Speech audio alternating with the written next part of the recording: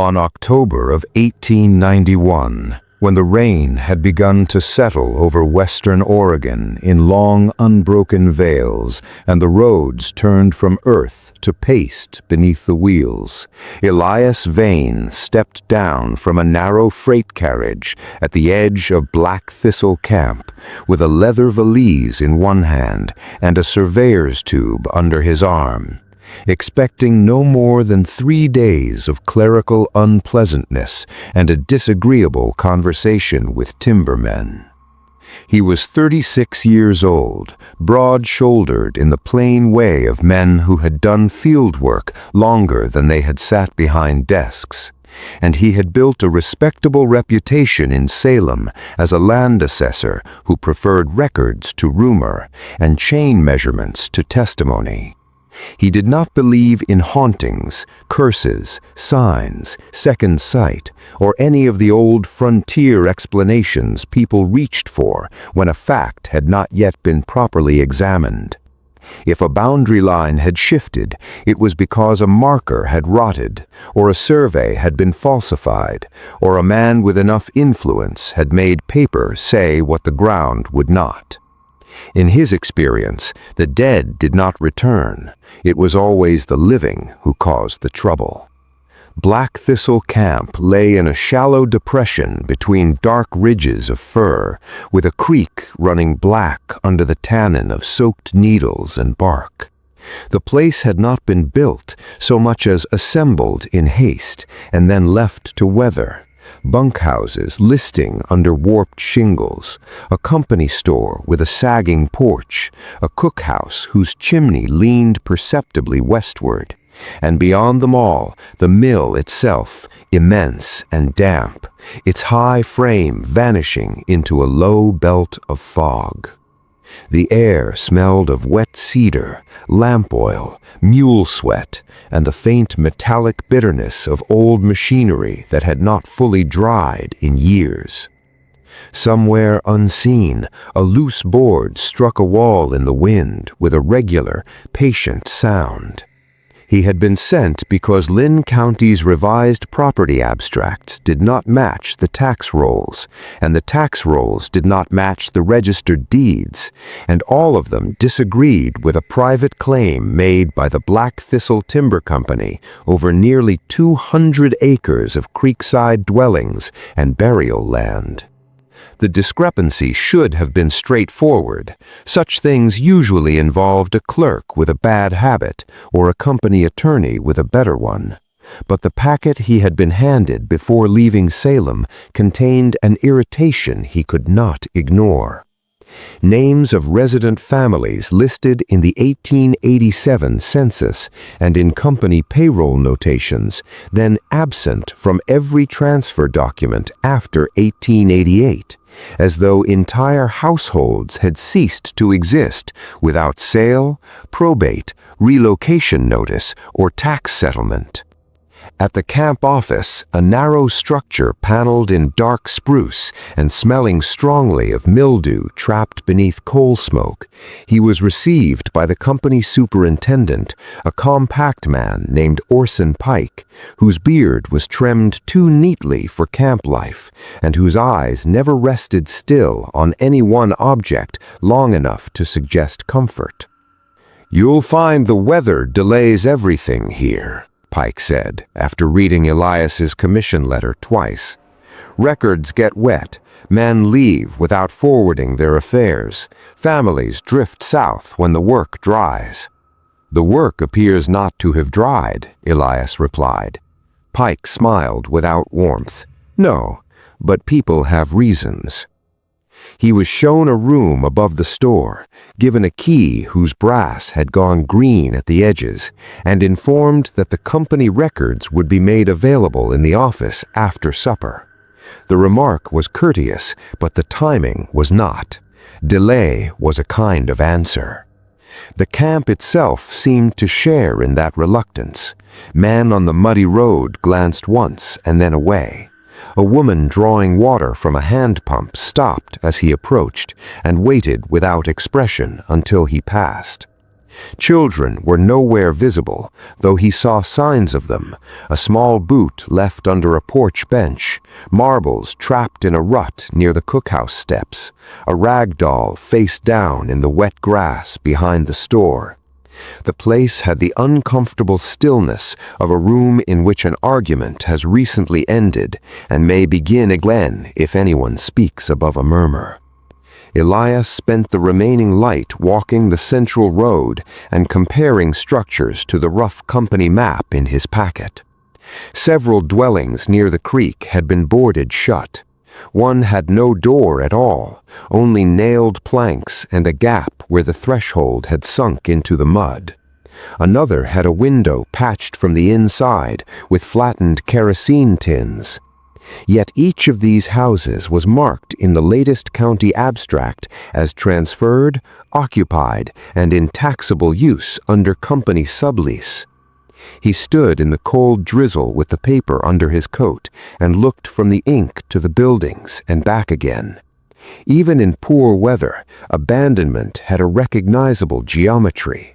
Grass rose where footsteps ceased, moss thickened on unhandled rails, glass filmed over.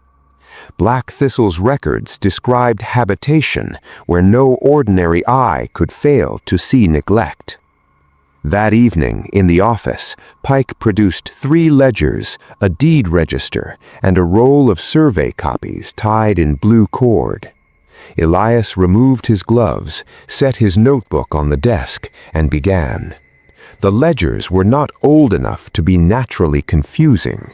That troubled him first.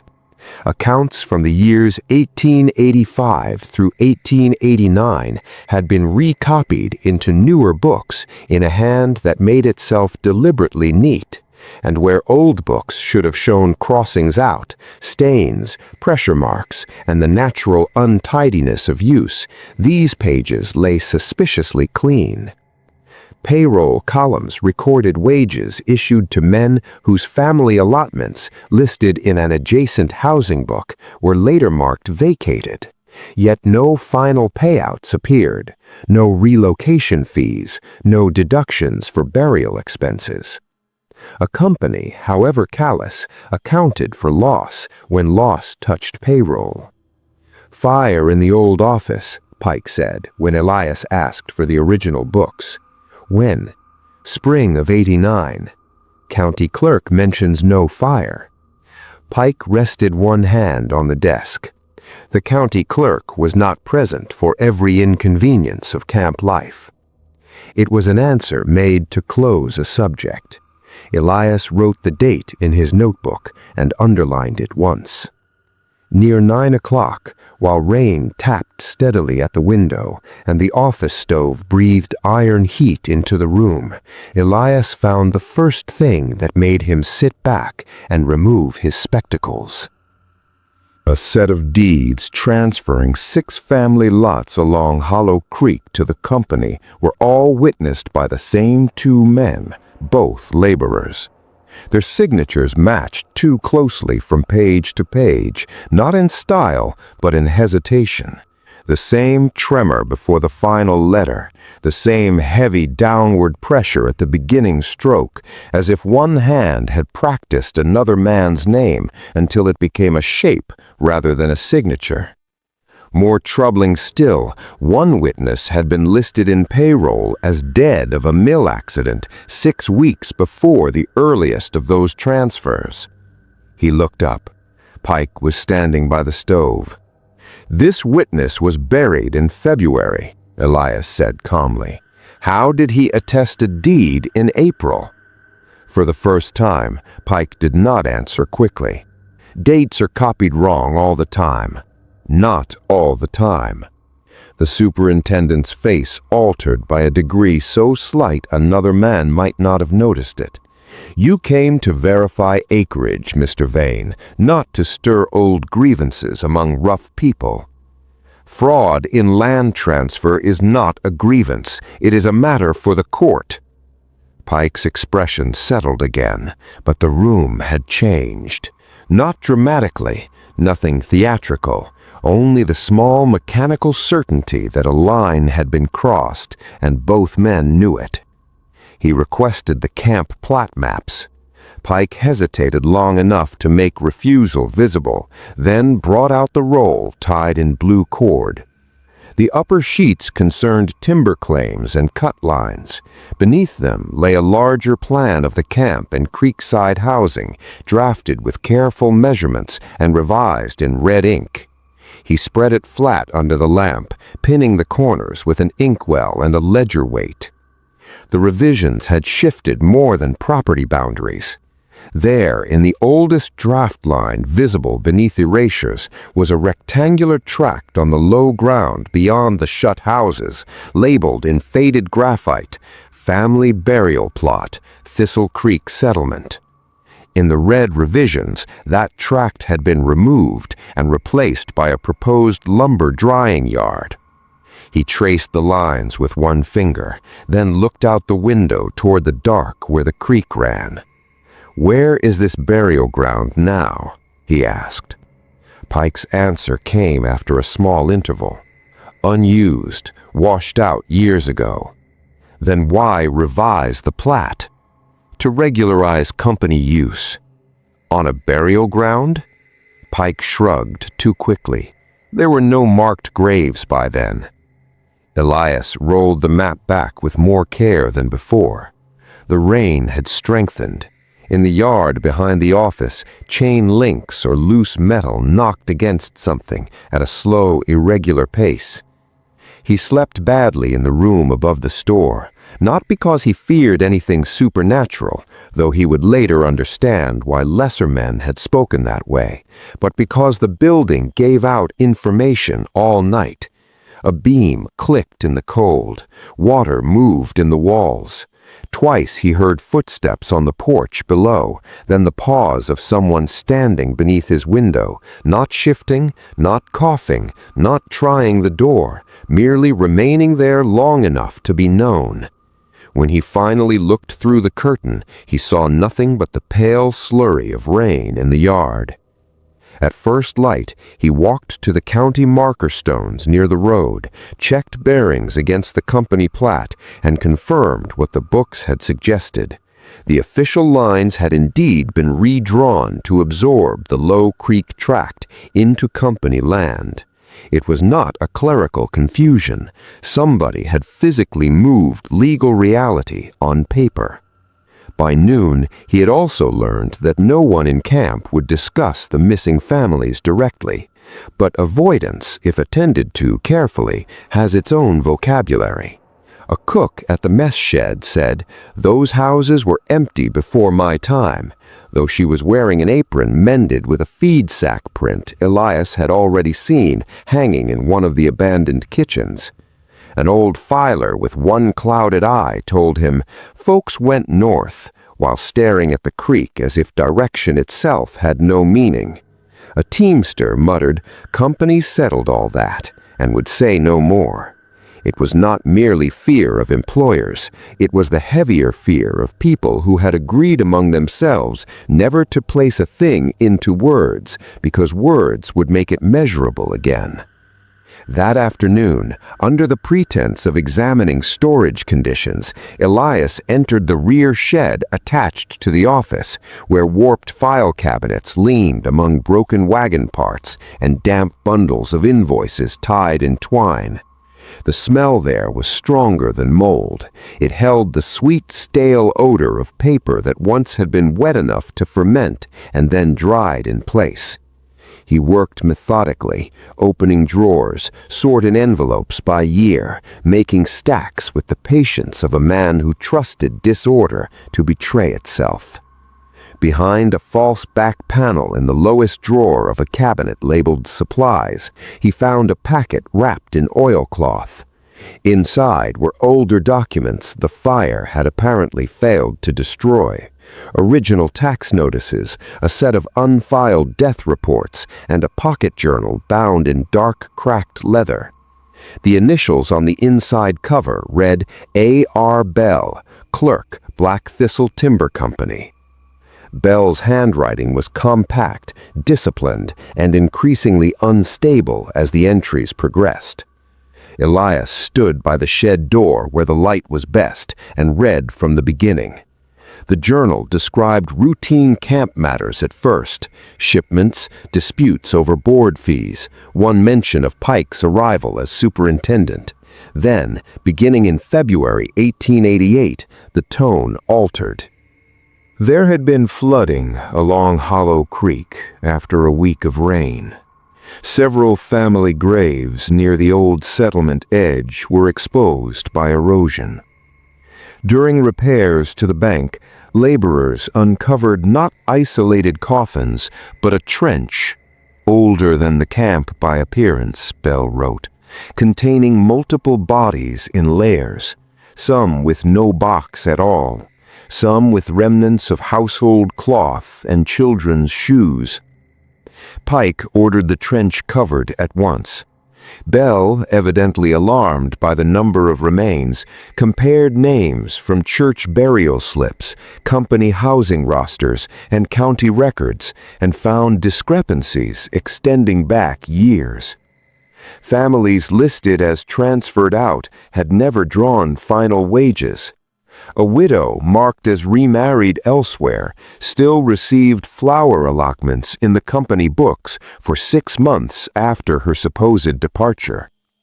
Children vanished from census tallies without notation.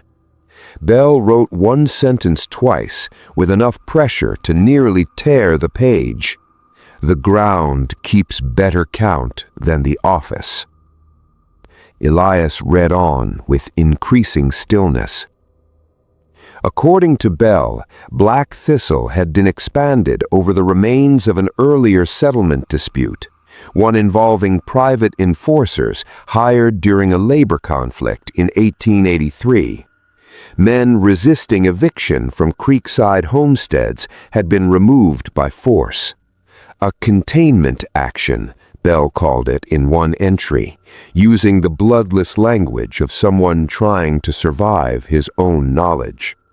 Some had been killed outright.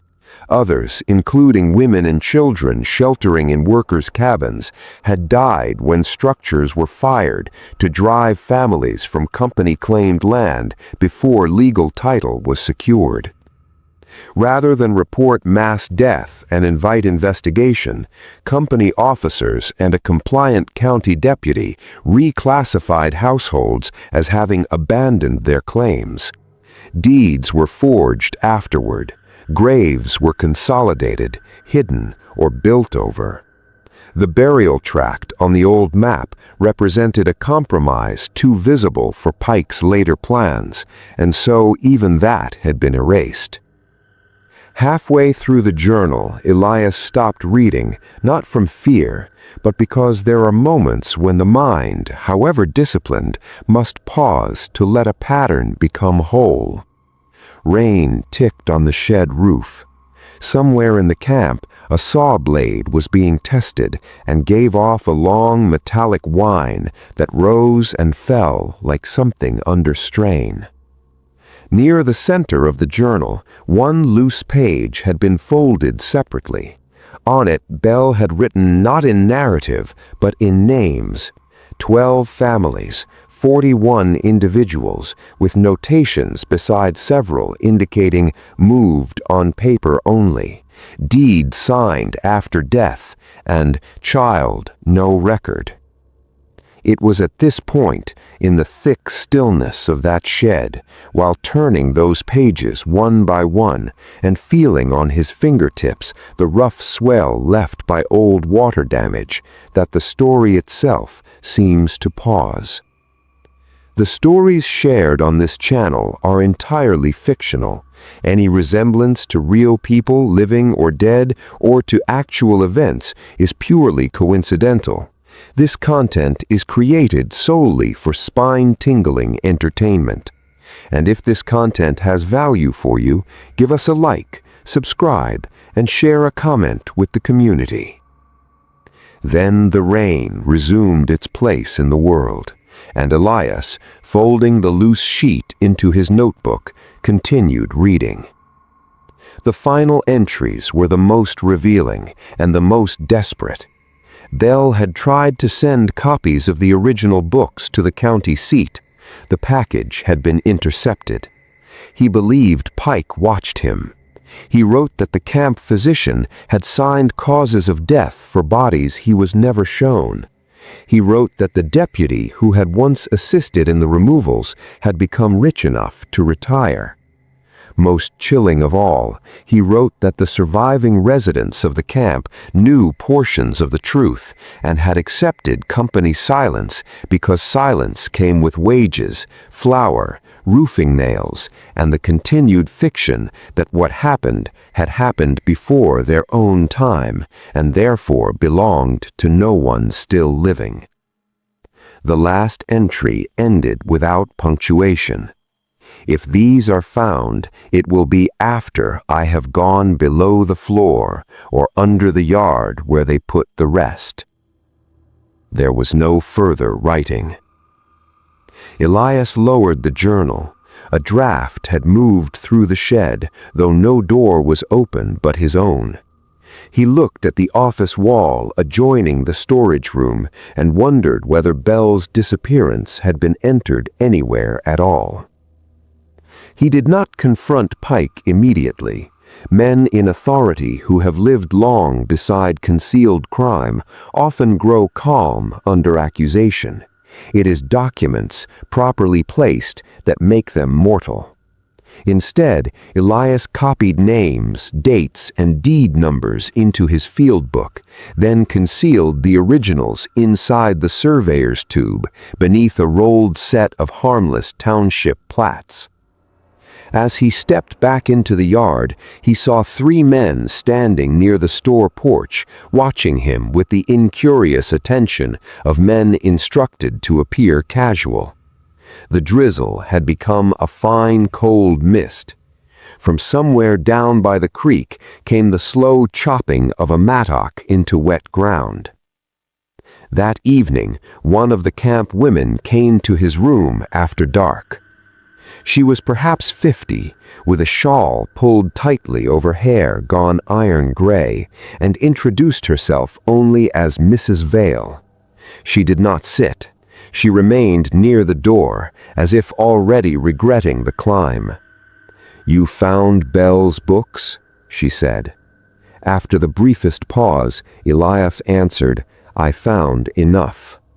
Her face did not change. "Then leave before morning." Did Bell write the truth? She looked toward the window, where water slid down the glass in black threads. Truth is not the hard part here. It's what people can live beside. She told him, in a voice so level it became almost unbearable, that her daughter had been married into one of the Creek families listed as relocated.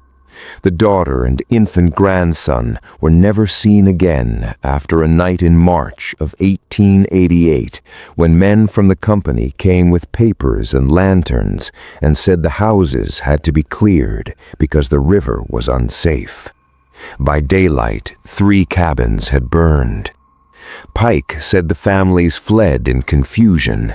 The county accepted the explanation. Mrs. Vale signed nothing because she owned nothing, because women like her were expected to grieve privately and not in writing. She had remained in camp because where else was there to go? "Why tell me now?" Elias asked. "Because you carry paper out," she said. "Bell didn't." When she left, she placed something on the table. A small iron key, red with rust. "It opens the lower room under the mill office," she said, "if they haven't changed the lock." He waited an hour, then went. The path to the mill was slick with bark and mud. Fog lay low over the creek, and the whole structure gave off the immense damp smell of old timber swollen at every joint. Beneath the main office there was indeed a lower door, almost hidden by stacked planks. The key turned only after several attempts. Inside, the room was narrow, with shelves, a broken desk, and a brick foundation wall sweating cold moisture. His lantern light moved over barrels, torn sacking, and two more wooden record crates shoved beneath the stair. One crate contained freight manifests, the other held what he had hoped and dreaded to find: the original death certificates and property seizure notices, some unsigned, some signed in duplicate, many never filed. Several causes of death had been standardized in one hand: accidental drowning, fever, departure unrecorded, as if human endings could be batch-labeled for convenience. Beneath these lay a folded set of engineering drawings for the proposed drying yard. In one margin, a penciled note read, "Grade over prior sinks before foundation spread." Prior sinks. Not graves, then, not on paper. The language was enough to make the room feel colder. He crouched and measured the wall with his eye. There was a hollow behind part of the brickwork where repair mortar did not match. Bell's final line came back to him with unwelcome clarity. He did not break the wall. He was not there to exhume. He was there to carry proof beyond the reach of men who profited by burial. When he emerged, Pike was waiting outside the lower door with two laborers and a hooded rain cape darkened to nearly black by moisture. "You've gone beyond your commission," Pike said. Elias held the lantern steady. "I have gone exactly where your records led." The superintendent's eyes passed to the tube under Elias's arm. "Give me what you found." No. It was not a brave answer. It was simply correct. For a long moment, no one moved. The creak sounded louder in the dark than it had by day, pressing under the mill supports with a constant soft force. One of the laborers looked away first. The other shifted his weight, as if ashamed to be present. Pike stepped closer. "You think Salem will care? The judge owns timber. The deputy owed me favors. Those people been dead years." Elias answered, "The dates are still alive." Perhaps that was what angered him. Not moral language, not outrage, but the dry persistence of chronology, that plain arithmetic by which the dead can indict the living. Pike reached for the tube. Elias struck his wrist with the lantern handle and stumbled back into the mud. The lantern fell, guttered, then righted in the wet. One laborer seized Elias's coat but did not hold him well. Men compelled to dirty work rarely commit their full strength. Elias tore free, left the lantern, and ran toward the road. He was not a young man, but he knew ground, and darkness often favors the one who has paid attention in daylight. He cut behind the boarded houses, crossed the low tract where rushes grew over soggy soil, and understood, even as he ran, that he was passing over the erased burial ground itself. The mud there was softer, strangely uneven underfoot. Once he nearly fell where the earth gave a little more than it should have. Behind him came shouted orders and the crashing pursuit of men less careful than urgent. He reached the county road before dawn and flagged a produce wagon bound east. The driver, seeing his mud, his split cuff, and whatever else desperation leaves on a face, asked no questions. By midday, he was in Albany telegraphing copies of names and dates to a lawyer he trusted and depositing the recovered documents with a magistrate too junior to be bought quickly. The official inquiry that followed was not clean. Such things never are. Some records disappeared between office and courtroom. Pike denied everything, then fled, then was found 2 months later drunk and half frozen outside Astoria. Whether from guilt, fear, or mere practical ruin, No one could say. The retired deputy died before testimony. The physician claimed clerical misunderstanding. Company attorneys argued that labor unrest, flood damage, and frontier confusion had been misremembered into atrocity. Yet enough remained. Bell's journal survived scrutiny. The forged witness signatures were confirmed. The burial tract was reopened under court order, and the low ground by Hollow Creek yielded bones in numbers no revised plat could civilize. Black Thistle Timber Company did not collapse overnight. Corruption with capital seldom does. It reorganized. Its officers changed names on paper. Some men paid fines, laughably small beside the scale of what had been done. A few graves were marked. Most were not. Families who could still prove relation came and stood in the rain and took home what certainty was available, which was less than justice and more than oblivion. The camp itself lingered another 6 years before closure, then rotted by degrees back into the forest. As for Elias Vane, he completed his report in 72 pages and never again accepted the easy rural explanation that records went missing because weather was hard and life was rough. Weather may rot paper, but it does not invent signatures. Hard life may shorten memory, but it does not redraw boundaries in red ink over a burial plot. He remained what he had always been, a practical man, skeptical of stories that reached too quickly for the supernatural. But in the years afterward, he spoke less dismissively when ordinary people described a place as wrong. Often what they meant was not that spirits walked there. Often they meant that something human had happened, which the ground had not forgiven, though the law had tried. And perhaps that is the bleakest thing buried inside old settlements and abandoned camps, old hotels, old county roads, old houses with strange interior walls and sealed cellar doors. Not the possibility that the dead return, but the certainty that the living can continue after nearly anything, provided enough paper is altered, enough wages are paid, and enough neighbors agree to look in another direction. History does not disappear when hidden, it simply changes its shape.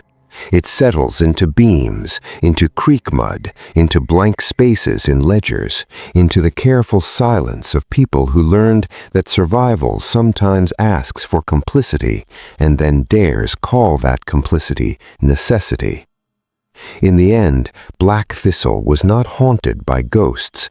It was haunted by bookkeeping, by surveyed lines, by revised deeds, by the blunt administrative language used to press suffering flat enough to file away. The horror was not that voices came up through the floor, though men later claimed to hear things in wet weather. The horror was that for years no voice needed to. Enough people already knew. And if there is any lesson in a place like that, it is a sorrowful one. Evil is rarely hidden because it is impossible to see. More often it survives because seeing carries a cost. And most communities, most companies, most respectable offices built from polished desks and stamped paper will always find reasons to let silence seem practical for one more season, one more winter, one more generation.